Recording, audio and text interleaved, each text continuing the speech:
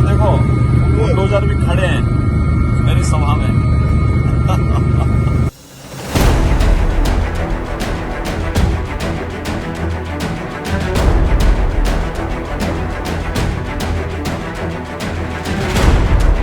Bulldozer बाबा देश के सबसे बड़े प्रांत के मुख्यमंत्री रहे अजय सिंह बिष्ट या योगी आदित्यनाथ का नया नाम, वो चेहरा जिसको आगे रखकर भाजपा दांव लगा रही है एक ऐसे चुनाव में जिसको मौजूदा राजनीतिक इतिहास के सबसे अहम चुनावों में से एक माना जा रहा है। समाजवादी सरकार में जो माफिया जीप में तमंचे लहराते थे वो अब व्हील चेयर में कीड़े की तरह रेंग रहे हैं। आदित्यनाथ के ये शब्द बाहुबली नेता मुख्तार अंसारी के बारे में हैं। यूपी चुनाव के 7वें फेज में मऊ सदर सीट पर भी वोटिंग होगी। इस बार मुख्तार अंसारी के बेटे अब्बास अंसारी ओपी राजभर की पार्टी सुभासपा के टिकट पर चुनाव लड़ रहे हैं। 2017 में मुख्तार बीएसपी के टिकट पर जीते थे, लेकिन फिलहाल वो जेल में हैं। 1996 से 2017 तक लगातार मुख्तार अंसारी का इस पूरे इलाके पर एक छत्र राज रहा और वही यहाँ से विधायक बनते रहे हैं। बीजेपी ने उनके मुकाबले इस बार अशोक सिंह को उम्मीदवार बनाया है।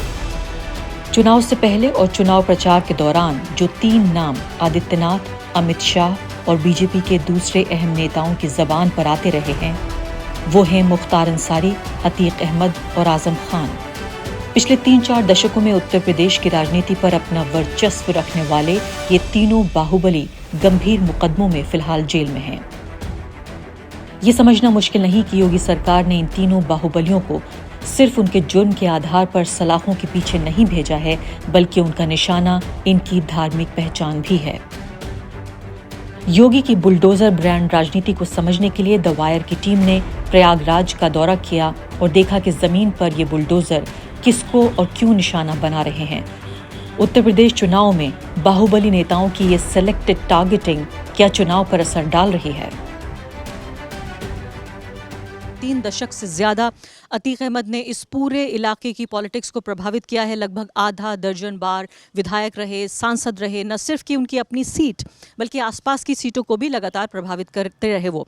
तो 1989 से निर्दलीय उम्मीदवार के तौर पर चुने जाने के बाद उन्होंने पार्टी स्विच की, समाजवादी पार्टी, अपना दल, और अब वो पिछले 5 साल से गुजरात की जेल में, फिलहाल 2017 में जेल गए और 3 साल पहले वो गुजरात जेल में शिफ्ट कर दिए गए। उनके ऊपर काफ़ी गंभीर मुकदमे हैं। मैं पढ़ रही थी कि पुलिस रिकॉर्ड के मुताबिक 80 से ज़्यादा उनके पास मुकदमे हैं, जिसमें हत्या है, हत्या का प्रयास है, अपहरण है, सरकारी काम में बाधा पहुंचाना, शांति व्यवस्था भंग करना, पुलिस के साथ मारपीट, लाइसेंसी शस्त्र का दुरुपयोग, गुंडा एक्ट, ज़मीन पर जबरन कब्जा। और मेरे पीछे जो आप बिल्डिंग देख रहे हैं ये अतीक अहमद का पुश्तैनी घर बताया जाता है और 50 से ज़्यादा ऐसी प्रॉपर्टीज़ हैं जिनको डिमोलिश किया गया, जब्त किया गया। एक आंकड़े के मुताबिक 355 करोड़ रुपए की संपत्ति जो योगी सरकार है वो जब्त कर चुकी है उनकी। हमने आपको तस्वीरें भी आपको दिखाएंगे कि कैसे जो पुश्तैनी घर, और मुझे उनके परिवार वाले बता रहे थे कि 70 साल से ज़्यादा पुराना घर है जो अतीक अहमद के दादा ने बनाया था। वो घर, उसको भी इलाहाबाद डेवलपमेंट अथॉरिटी का कहा गया कि उसके दिशा निर्देश, जो उसके रूल्स हैं, उसके अगेंस्ट जाता है, जो कि अथॉरिटी काफ़ी बाद बनी, यानी कि इस मकान बनने के काफ़ी बाद वो अथॉरिटी बनी। उसके बावजूद भी ये कहा कि रूल्स को तोड़ा गया है और इसलिए इस मकान को डिमोलिश कर दिया गया। एक अंदाजे के मुताबिक, जिनको मीडिया में काफ़ी हद तक कहा जाता है कि गुर्गे हैं, यानी कि जो संबंधित लोग हैं अतीक अहमद से, कई दर्जन की तादाद में वो लोग भी जेल में बंद हैं अतीक अहमद के अलावा। क्या जो योगी सरकार है, जो सांप्रदायिक राजनीति हमने लगातार देखी 5 सालों के अंदर, और इस भी वजह से, यानी जो बाहुबली हैं या जो गुंडे नेता कहलाए जाते हैं, उनमें भी क्या धर्म देखकर योगी आदित्यनाथ ने एक तरह से उदाहरण सेट करने की कोशिश की कि जो बाहुबली नेता हैं मुस्लिम, वो जेल में जाएंगे और बाकी जो गैर मुस्लिम हैं वो बाहर? हमने देखा अलग अलग नेताओं को इसी इलाके के। तो अगले कुछ मिनटों में हम आपको बताएंगे कि उनके परिवार में क्या कह रही हैं, खासकर उनकी पत्नी से बातचीत आपको सुनवाएंगे कि वो कैसे देख रही हैं इन मुकदमों को, और साथ ही आपको बताएंगे जैसे धनंजय सिंह हैं या ब्रजेश सिंह हैं या जिनको राजा भैया कहा जाता है, ये तमाम नेता और भी कई नेता इसी पूरे इलाके के, वो उनके ऊपर भी गंभीर मुकदमे थे, तो वो अभी क्या कर रहे हैं, कहाँ हैं वो लोग, और क्या बाहुबलियों का और जो क्राइम है उसका भी एक कम्युनलाइजेशन किया है योगी आदित्यनाथ की सरकार ने। ये बीजेपी सरकार इनको राजनीतिक उससे करती है, तो ऐसे तो बाहुबली माफिया बहुत से पड़े हैं, उनके साथ तो नहीं करती है। अब ये मुख्तार हो गए, अतीक हो गए, आज़म हो गए, बस इन्हीं 3 को टारगेट बनाकर वो काम कर रही है। और उसकी वजह क्या देखती हैं आप? बस यही राजनीतिक। क्या उनकी धार्मिक पहचान भी एक वजह है? हाँ, ये भी हो सकता है, धार्मिक पहचान भी हो सकता है। नहीं तो क्या और इसमें माफिया और है नहीं, बाहुबली माफिया बहुत से हैं, उनके पार्टी में भी हैं जो चुनाव लड़ रहे हैं इस वक्त। कितने केसेस हैं उनके। अब हम तो इतना राजनीति में है नहीं, हमने तो सिर्फ ये 5 साल में ही जो जाना, जो समझा, सांसद जी के ना रहते हुए में हमने, अभी तक तो हम हाउसवाइफ हैं और बच्चों को देखा, लेकिन इस 5 साल में हम उन्हें थोड़ा बहुत सीखा, जाना।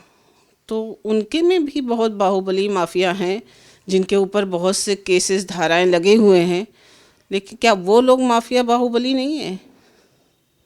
जो जिनके ऊपर केसेस हैं, देखिए तो घूम रहे हैं, अभी आजकल हम सुन रहे हैं, घूम रहे हैं, टहल रहे हैं, इलेक्शन लड़ रहे हैं, वो अंदर नहीं होते। किसी का नाम हम लेना नहीं चाहेंगे।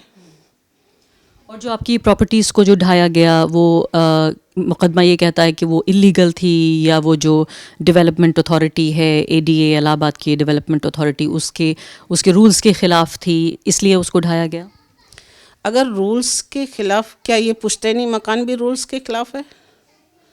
आज 70 साल पहले हमारे ससुर ने, हमारे सांसद जी के दादा ने बनवाई।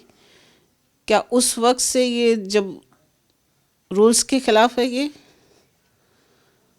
चलिए हम मानते हैं जहाँ रूल्स हैं वहाँ पे आपने गिराया, तो उसी से लगी हुई, सटी हुई और भी घरों पे रूल्स आते हैं कि सिर्फ चिन्हित मकान, सिर्फ अतीक अहमद के ही रूल्स, उसी मकान पे रूल्स आते हैं। ये आप समझ सकती हैं। तो फिर आपको लगता है कि यहाँ भी टारगेटिंग ही हुई है आप? यहाँ पे भी टारगेटिंग की थी करके, तो सिर्फ चिन्हित ही कर करके अतीक अहमद के ही मकानों को, अतीक अहमद के ही अपार्टमेंट को ही गिराया जाता है, चाहे वो मुख्तार के हों चाहे हमारे हों।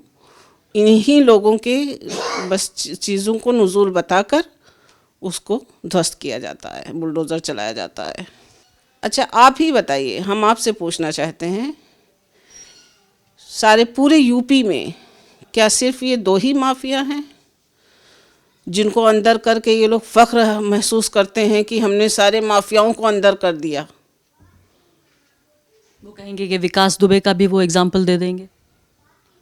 वो तो अब वही समझ सकते हैं, और आप भी जानती हैं क्या मामला था। वो कहेंगे कि विकास दुबे तो मुसलमान नहीं थे। अब एक विकास दुबे का कर दिया, तो विकास दुबे ने भी तो किया ना उनके साथ,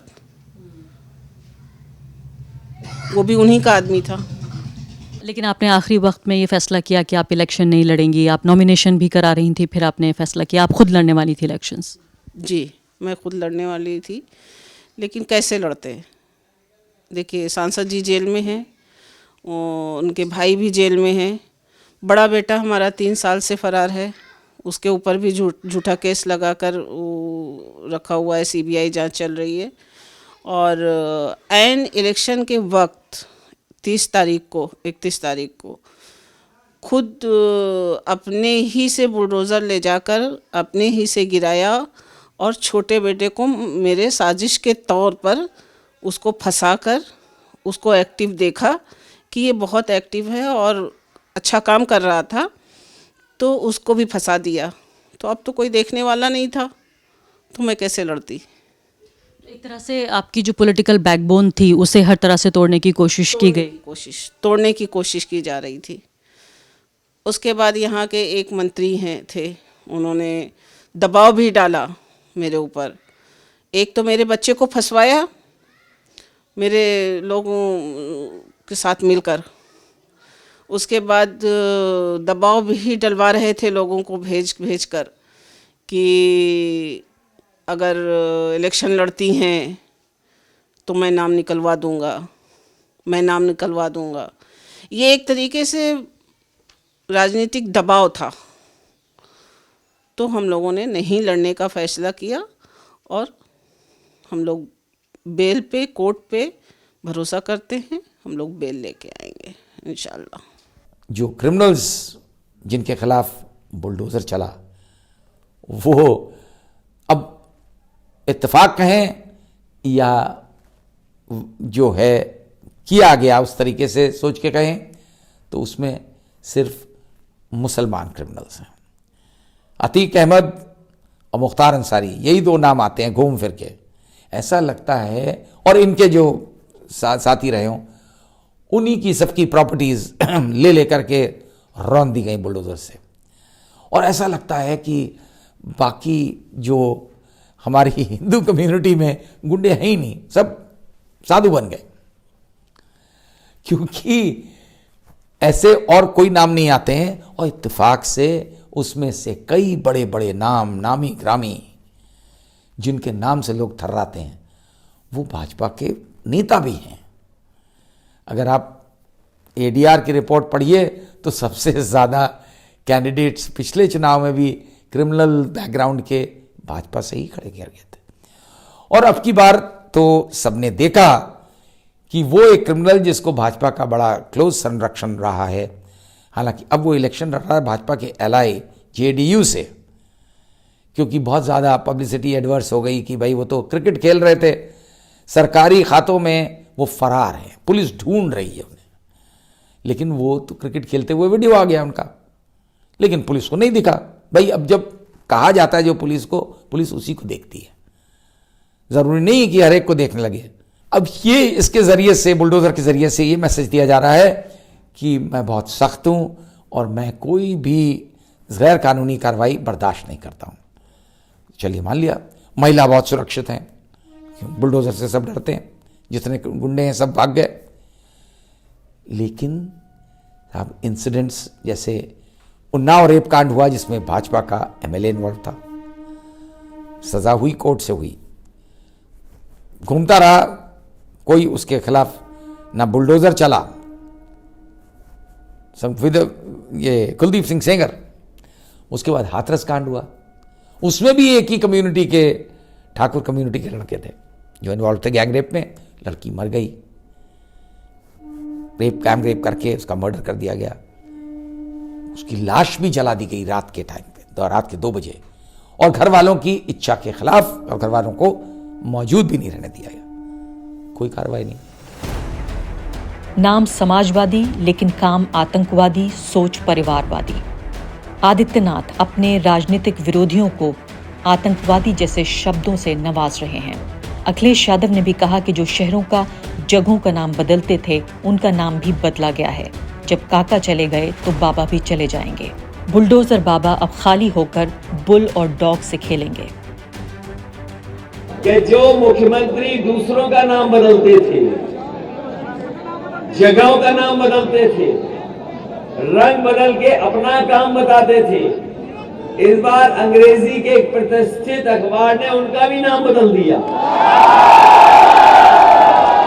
उनका नया नाम रखा है बाबा बुलडोजर।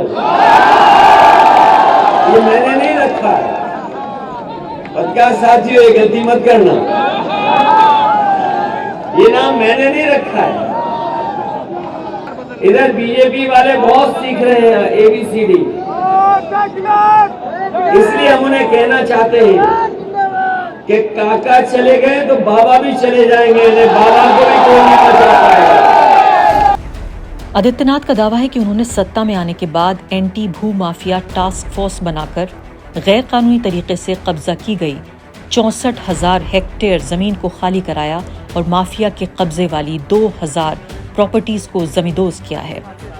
सवाल यह है कि अगर धर्म नहीं बल्कि जुर्म ही मुजरिम के लिए अकेला पैमाना है तो रघुराज प्रताप सिंह और धनंजय सिंह जैसे अनगिनत नेता जेल की सलाखों के पीछे नहीं, चुनाव के मैदान में क्यों हैं? यूपी में 6 बार एमएलए रह चुके रघुराज प्रताप सिंह या राजा भैया 7वीं बार कुंडा से यूपी विधानसभा का चुनाव लड़ रहे हैं। तमाम गंभीर आरोपों के बावजूद वो न सिर्फ खुद चुनाव लड़ रहे हैं बल्कि जनसत्ता दल लोकतांत्रिक के नाम से उन्होंने अपनी पार्टी बनाई है और इस चुनाव में 18 उम्मीदवार भी खड़े किए हैं। दूसरा नाम है धनंजय सिंह का। 7वें चरण में मुख्तार अंसारी का परिवार ही मैदान में नहीं है बल्कि जौनपुर की मल्हनी विधानसभा सीट से जनता दल यूनाइटेड के टिकट पर पूर्व बाहुबली सांसद धनंजय सिंह भी चुनावी मैदान में हैं। उत्तर प्रदेश एक ऐसा राज्य है जहां राजनीति का अपराधीकरण नहीं बल्कि अपराध का राजनीतिकरण हुआ है।